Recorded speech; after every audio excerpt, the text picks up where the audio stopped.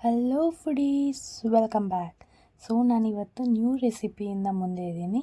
ಪಲಾವ್ ತಿಂದು ತಿಂದು ಬೇಜಾರಾದವ್ರಿಗೆ ಈ ರೆಸಿಪಿನ ಟ್ರೈ ಮಾಡಿ. ಇದಕ್ಕೆ ಬೇಕಾಗಿರೋದು ಬೀನ್ಸ್, ಪೀಸ್, ಬಟಾಣಿ, ಈರುಳ್ಳಿ, ನಿಂಬೆಹಣ್ಣು, ಕೊತ್ತಂಬರಿ, ಪುದೀನ, ಗೋಡಂಬಿ ಮತ್ತು ಮಸಾಲೆ ಚಕ್ಕೆ, ಮೊಗ್ಗು, ಲವಂಗ ಅದೆಲ್ಲ ನಾರ್ಮಲ್. ಆಮೇಲೆ ಇದ್ರ ಪ್ರೋಸೆಸ್ ಬಂದ್ಬಿಟ್ಟು ಫಸ್ಟ್ ನಾನು ಗ್ರೈಂಡ್ ಮಾಡ್ಕೊಳಕ್ಕೆ ಪೇಸ್ಟ್ಗೆ ರೆಡಿ ಮಾಡ್ಕೊತಾ ಇದ್ದೀನಿ. ಆಯಿಲ್ ಹಾಕ್ಕೊಂಡು ಇದಕ್ಕೆ ಶುಂಠಿ, ಬೆಳ್ಳುಳ್ಳಿ, ಗೋಡಂಬಿ ಸ್ವಲ್ಪ ಇದಕ್ಕೆ ಹಾಕ್ಕೊಳ್ಳಿ, ಸ್ವಲ್ಪ ರೈಸ್ ಮಾಡೋವಾಗ ಅದಕ್ಕೆ ಹಾಕ್ಕೊಳ್ಳಿ. ಗೋಡಂಬಿ ಅದಾದಮೇಲೆ ಪುದೀನ, ಕೊತ್ತಂಬರಿ ಎಲ್ಲ ಇದಕ್ಕೆ ಹಾಕಬೇಕು. ಮೆಣಸಿನ್ಕಾಯಿ ಇದೆಲ್ಲ ಹಾಕ್ಬಿಟ್ಟು ನೀಟಾಗಿ ಎಣ್ಣೆಯಲ್ಲಿ ಫ್ರೈ ಮಾಡ್ಕೊಬೇಕು, ಆವಾಗಲೇ ಟೇಸ್ಟ್ ಚೆನ್ನಾಗಿರುತ್ತೆ. ಅದಾದಮೇಲೆ ಪುದೀನ, ಕೊತ್ತಂಬರಿ ಅದೆಲ್ಲ ಲಾಸ್ಟಲ್ಲಿ ಹಾಕ್ಕೊಂಡ್ರೂ ಪರವಾಗಿಲ್ಲ, ಅದಕ್ಕೆ ಸ್ವಲ್ಪ ಬಿಸಿ ಆದರೆ ಸಾಕು.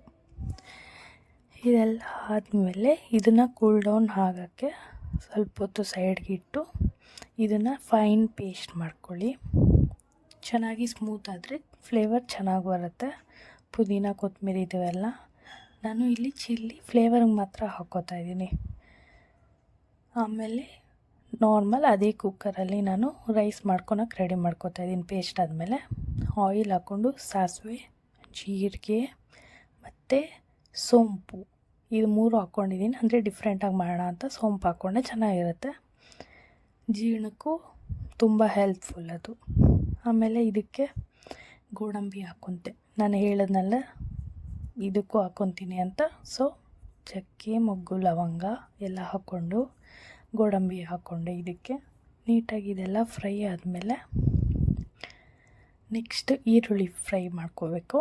ಈರುಳ್ಳಿ ಬಂದ್ಬಿಟ್ಟು ನಾನು ಪಕೋಡಾಗೆಲ್ಲ ಫುಲ್ ಸಣ್ಣಕ್ಕೆ ಸ್ಲೈಸ್ ಹೊಡಿತಾರಲ್ಲ, ಆಫ್ ಕಟ್ ಮಾಡಿಬಿಟ್ಟು ಆ ಥರ ಮಾಡಿಕೊಂಡೆ. ಟೇಸ್ಟ್ ಚೆನ್ನಾಗಿರುತ್ತೆ ಮತ್ತು ನೋಡೋಕ್ಕೂ ಚೆನ್ನಾಗಿರುತ್ತೆ ಅಂತ ಹೀಗೆ ಮಾಡಿಕೊಂಡೆ. ಈರುಳ್ಳಿ ಎಲ್ಲ ನೀಟಾಗಿ ಫ್ರೈ ಆದಮೇಲೆ ಮಿಕ್ಕಿದ್ದೇನು ಹುರುಳಿಕಾಯಿ ಮತ್ತು ಬಟಾಣಿ ಇದೆರಡನ್ನೂ ಕೂಡ ಹಾಕ್ಕೊಂಡು ಎಣ್ಣೆಯಲ್ಲಿ ನೀಟಾಗಿ ಫ್ರೈ ಮಾಡಿಕೊಂಡೆ.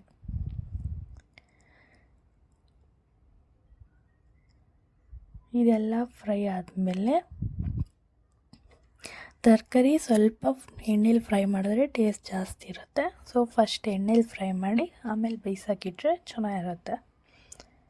ಇದಕ್ಕೆ ಪೇಸ್ಟ್ ಹಾಕ್ಕೊಂಡೆ, ಅಂದರೆ ಇದಕ್ಕೆ ಮುಂಚೆ ನಾನು ಮಾಡಿಕೊಂಡಿದ್ನಲ್ಲ ಆ ಗ್ರೀನ್ ಪೇಸ್ಟ್ ಹಾಕ್ಕೊಂಡೆ.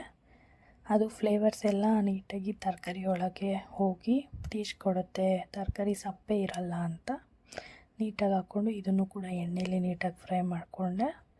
ಇದೆಲ್ಲ ಒಂದು 5-10 ಮಿನಿಟ್ಸ್ ಆದಮೇಲೆ ಬಾಯ್ಲ್ ಆಗುತ್ತೆ. ಸ್ವಲ್ಪ ಬಾಯ್ಲ್ ಆದಮೇಲೆ ಇದಕ್ಕೆ ಅಕ್ಕಿ, ನಾನು ಇಲ್ಲಿ 1 ಗ್ಲಾಸ್ ಅಕ್ಕಿಗೆ ಬಂದ್ಬಿಟ್ಟು 3 ಗ್ಲಾಸ್ ವಾಟರ್ ಹಾಕಿದ್ದೀನಿ.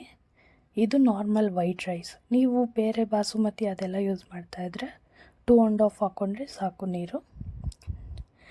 ಇಲ್ಲಿ ನಾನು ರುಬ್ಬಕ್ಕೆಲ್ಲ ಹಾಕ್ಕೊಂಡಿರ್ತೀನಲ್ಲ, ಕಮ್ಮಿ ಹಾಕ್ಕೊಳ್ಳಿ ಸ್ವಲ್ಪ ಕ್ವಾಂಟಿಟಿ, ಅವಾಗ ಚೆನ್ನಾಗಿ ಬರುತ್ತೆ.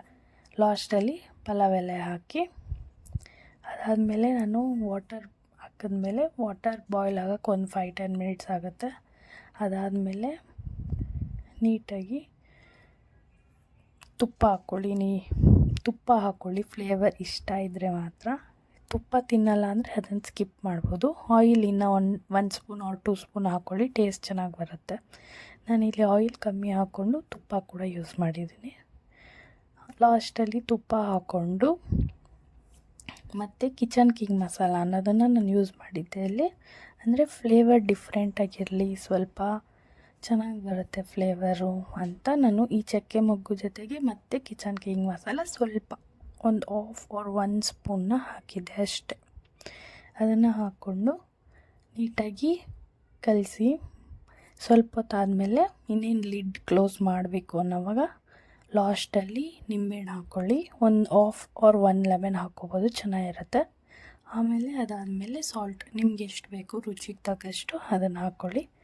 ಆಮೇಲೆ ಕ್ಲೋಸ್ ಮಾಡಿ ಫುಲ್ ಸ್ಲಿಮ್ಮಾಗಿ ಉರಿ ಇಡಿ. 10 ಮಿನಿಟ್ಸ್ ಆಗುತ್ತೆ, ಇಲ್ಲ 2 ವಿಜಿಲ್ಸ್ ಅಷ್ಟೆ. ರೈಸ್ ಮಾತ್ರ ಸಖತ್ತಾಗಿ ಕುಕ್ ಆಗಿರುತ್ತೆ, ಫ್ಲೇವರ್ ಸಖತ್ತಾಗಿ ಇಷ್ಟ ಆಯಿತು ನನಗಂತೂ. ನೀವು ಟ್ರೈ ಮಾಡಿ ಈ ನ್ಯೂ ಬಾತ್ ರೆಸಿಪಿನ. ನೇಮ್ಸ್ ಹಾಕಿ ಕಮೆಂಟಲ್ಲಿ ಏನು ಕೊಡ್ಬೋದು ಈ ಬಾತ್ಗೆ ಅಂತ, ಮತ್ತು ಹೇಗೆ ಟೇಸ್ಟ್ ಬಂದಿತ್ತು, ನೀವು ಟ್ರೈ ಮಾಡಿದ್ರಾ ಏನು ಅಂತ ಎಲ್ಲ ಹೇಳಿ. Thank you. ಇದಕ್ಕೆ ಮೊಸರು ಬಜ್ಜಿ ಜೊತೆ ತಿಂತಾಯಿದ್ರೆ ಸಖತ್ತಾಗಿರುತ್ತೆ. Thanks for watching.